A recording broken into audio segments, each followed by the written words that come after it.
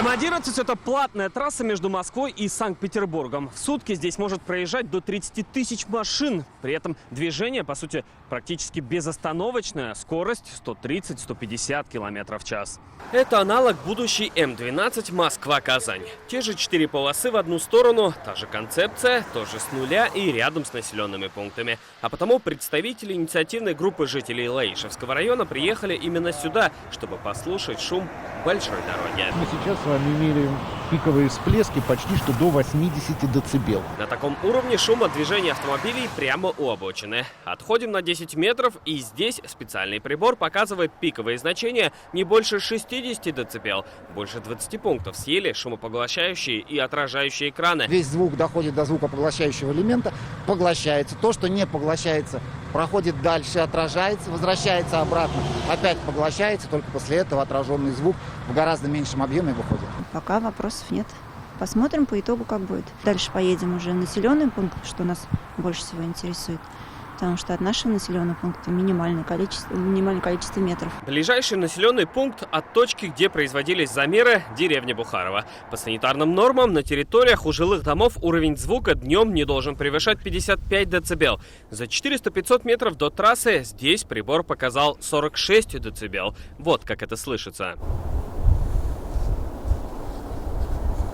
Лично мне, как жителю вот того дома, я на эту дорогу совершенно не реагирую. Нормально. 21 век, мы живем, дороги нужны. Вопросов нет. Вопросов к работе и эффекту от шумозащитных и поглощающих экранов по итогам замеров и личных ощущений не осталось и у активистов, чьи дома находятся вдоль будущей трассы М12. Точка 500 метров от трассы. Вот я не знаю, там есть с той стороны трассы шумовой экран. Она, на мой взгляд, абсолютно комфортна для проживания даже довольно-таки искушенных людей. Точка 100 метров, она просто удовлетворительна.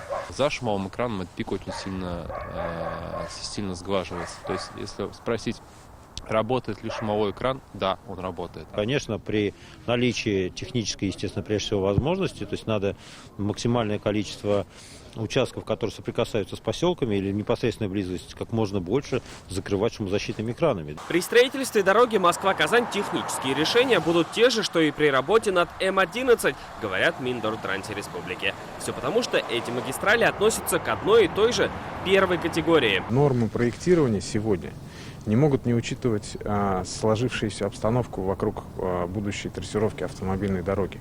И что наличие приближенных к ней населенных пунктов, наличие различного рода коммуникаций, все это закладывается в проект и подвергается анализу для дальнейшего принятия проектных решений. Какие экраны используют при строительстве М12, станет известно уже по итогам принятого проекта автомагистрали. Пока обсуждается 3 варианта трассировки через нашу республику. Напомним, дорогу планируют открыть к 2024 году. Сейчас идет работа над проектно-сметной документацией.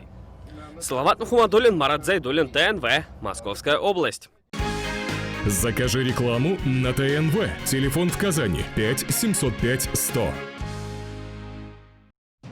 Болгар радиосының 8-ші милли музыкаль премиясын топшыру тантанасы. Пирамида концертлар залынан турдан-тура трансляцияны ТНВ Татарстан, ТНВ Планета, ВКонтактедагы Болгар радиосының рәсми төркемендә карагыз һәм Болгар радиосында тыңлагыз. 12 декабрь, 18 сәгатьтә.